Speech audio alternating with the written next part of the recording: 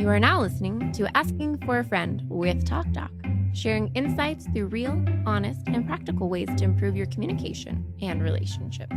Featuring your hosts, Dr. Pamela Kreiser, Meredith Edwards-Nagel, and Taylor Polindo.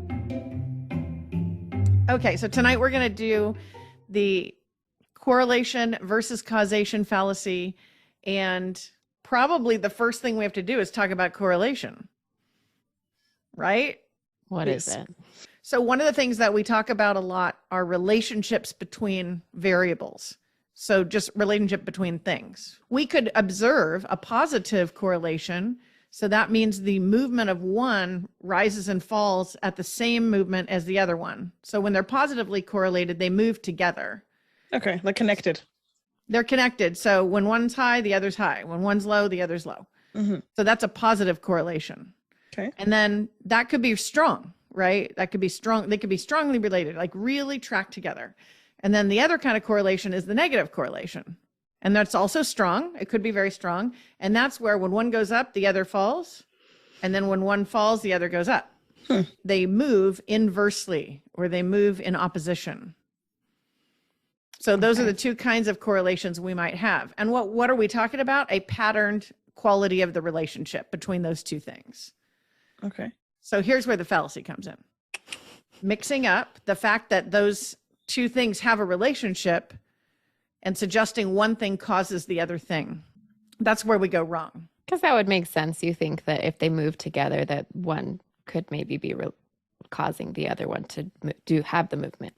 Right. If one goes forward, the other one goes forward. You're like, oh, look, that one caused it. Well, and we love causes. That's like humans love to try to, because it has a blame quality. We're going to blame the first thing for the second thing. Mm-hmm. Okay. Part of that is this idea that we tend to like to blame. And so in that blaming, we can get mixed up. That's kind of related to a different fallacy as well, which is the oversimplification fallacy.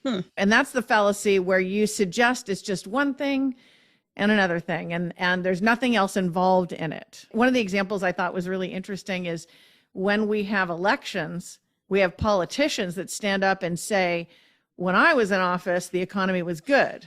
Mm-hmm. Or when I was in office, the economy is bad. But there's a lot of things that influence the economy. Mm-hmm. It would be crazy to say that that was just the one factor and that the economy was a result of that one thing. We say it's a giant oversimplification of what influences the economy. We don't want to think too simply and say, oh, it's just this one thing and this other one thing. Easy to be trapped in that thinking. Because I'm thinking of daily life. Mm-hmm.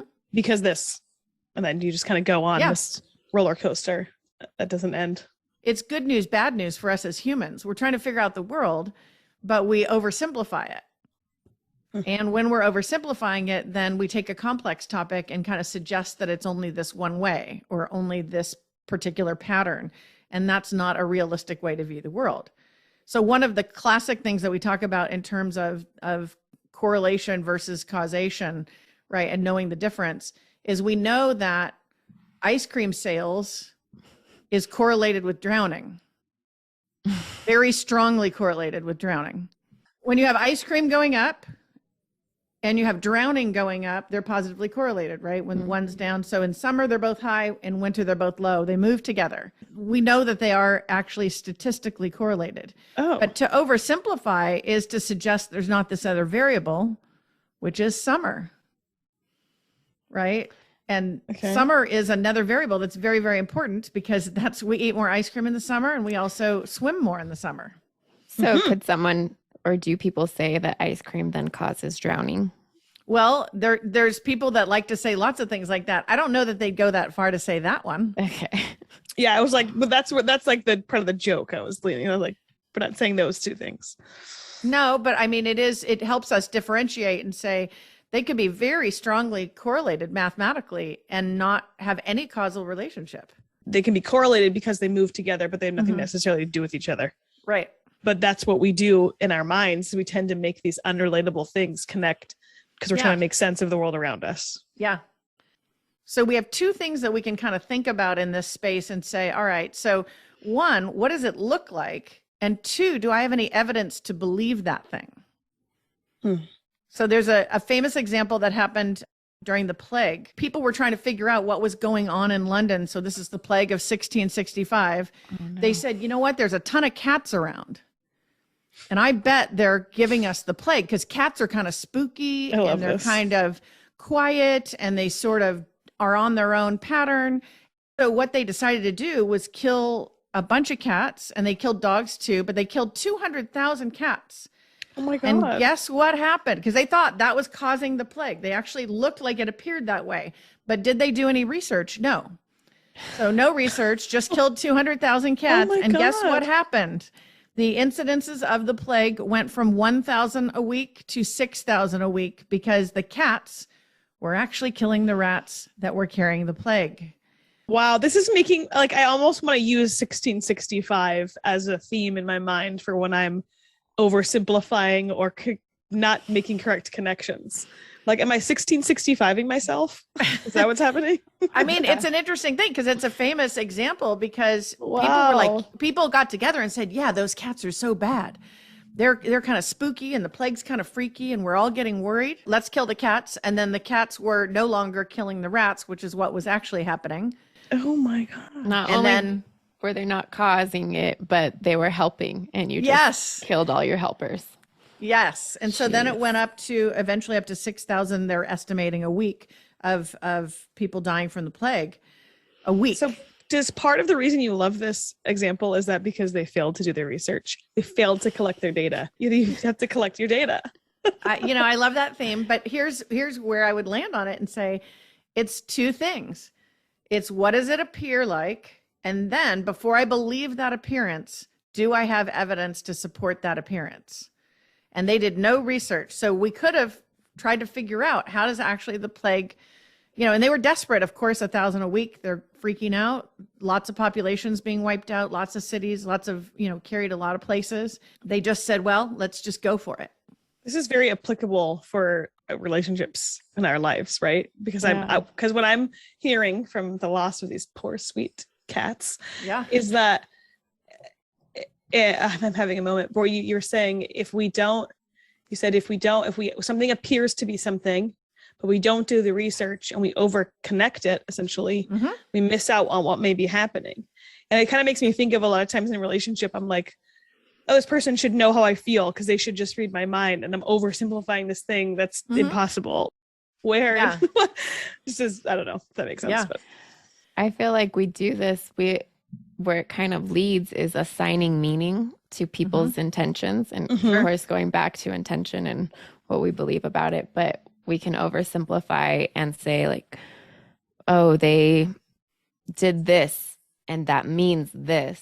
And then it can kind of put something in between you and them. I don't know, like a little beef of they did this thing to me and that means that they don't care about me. And it has absolutely nothing to do with that. Maybe they didn't come to your birthday because they were really sick or really tired. And it doesn't mean that they don't like you or care for you.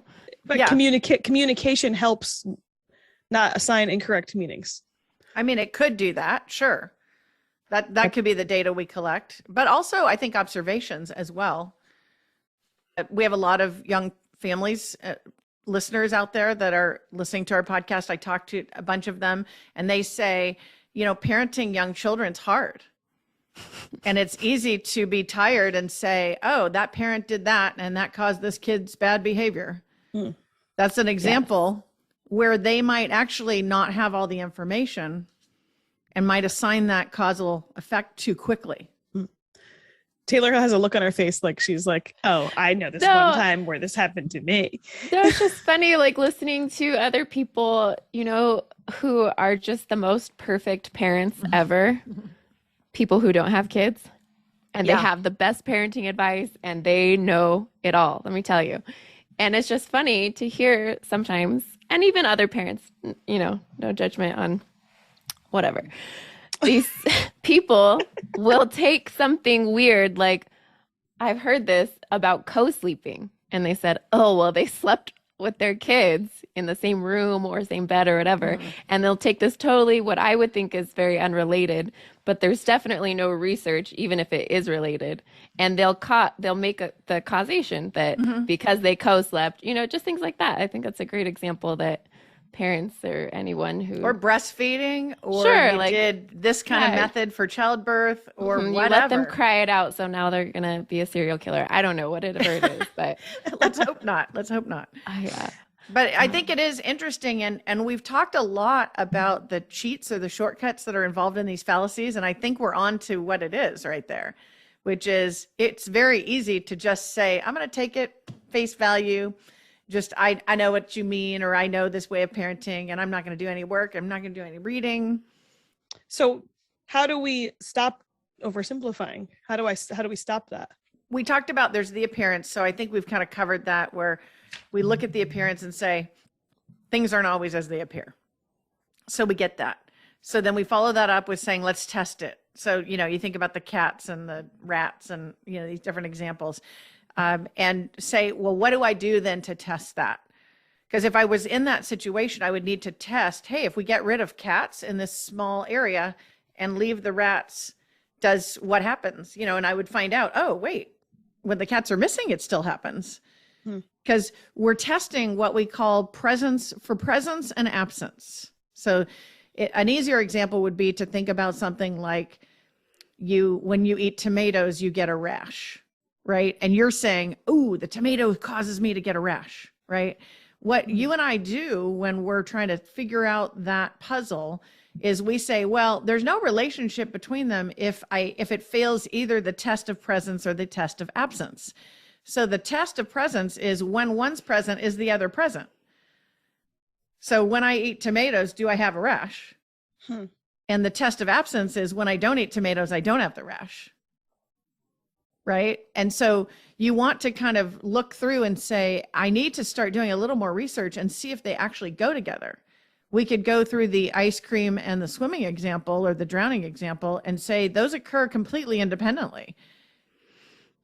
So are you saying with the tomatoes, like you already have the rash and you eat a tomato and then you say, look, there's the rash from eating the tomato? Well, that would be the psycho way of doing it. Yeah, yes. no, I did not hear that at all. I was like, wait, Well, no, so but this they're is both present.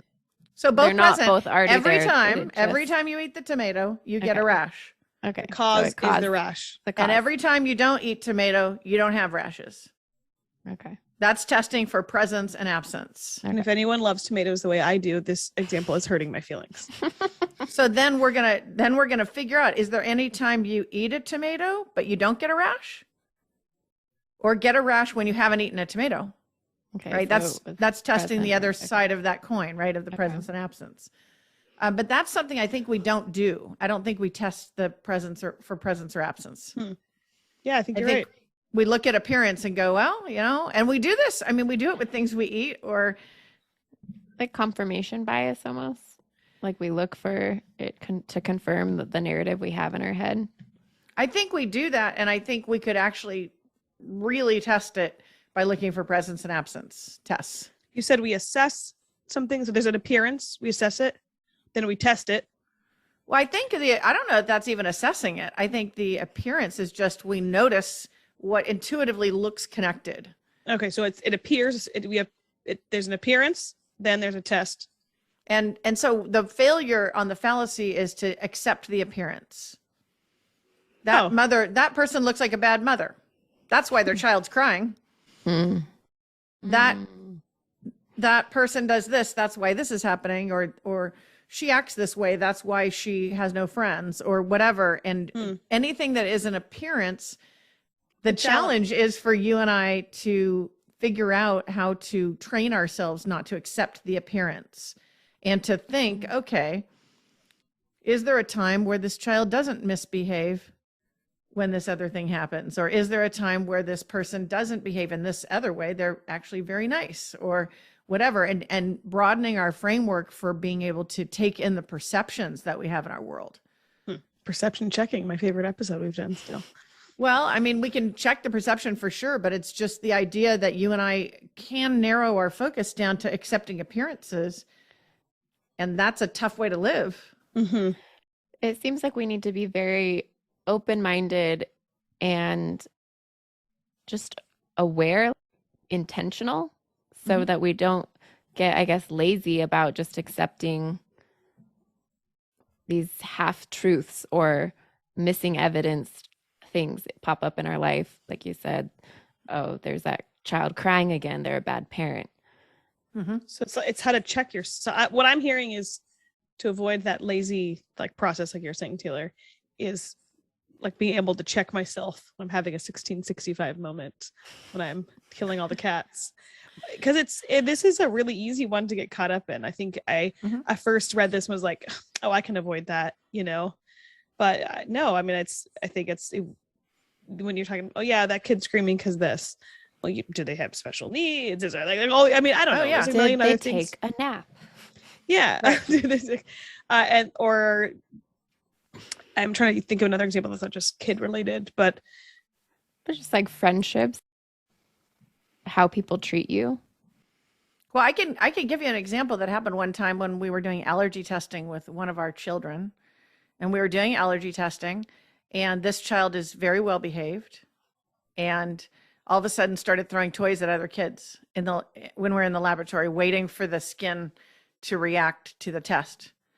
So my thinking was, you're behaving badly, you're out of control, stop it. So I start saying to the child, hey, cool it, don't throw that, stop it, sit down. I'm starting to order the kids around, this child around. And the nurse taps me on the shoulder and says, hey, it's in his nervous system.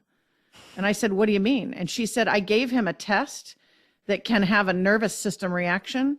He's having that reaction. That's what's causing the throwing of the toys. She said, Wow. watch. And she grabbed another shot and gave it to him, and he was completely normal. whoa. And I was like, wild. oh, and he did not have hyperactivity, but they did hyperactivity testing in this laboratory. And she said, he's just having a reaction to this particular thing we're testing. Wow. And I thought I saw the whole thing. I was like, hey, disobedient, 4-year-old or whatever he was. Hey, cool it, disobedient 4-year-old. And that wasn't what was happening. And I accepted it as just disobedience. Yeah. And then she cruised in and said, hey, other factors, don't oversimplify. You're in the middle of allergy testing. And we know that this child is bothered by certain environmental factors, which is why I was there. Yeah. And those environmental factors were playing a role in his nervous system temporarily. That's really fascinating. That like really makes me think a lot about how the way I want to observe this fallacy in my life, this causation correlation, doesn't mean people can't be held accountable for their actions, right? Mm-hmm. Kids shouldn't throw things at their kids. But if all you did is focus on the appearance, you'd miss the reason. So if I'm only like, I think about people that are going under high stress or having some traumatic experience or something, and then they lash out, they should still be responsible for their actions. But it gives maybe me a better understanding of the why of this reaction. Or well, and I think it's the question that you and I have to ask all the time. What else? What else is going on here? Yeah. And train ourselves to ask that and say, what are the other factors that could be influencing this that get me away from that oversimplification? What else could be going on? Because you said a couple things regarding, like, has the child had a nap? I mean, I think about this sometimes with my students. I'll think, wait, I don't know. This student mentioned they maybe don't have a place to stay, housing insecurities, or they have health problems or whatever. And there's a whole bunch of the story you and I don't know.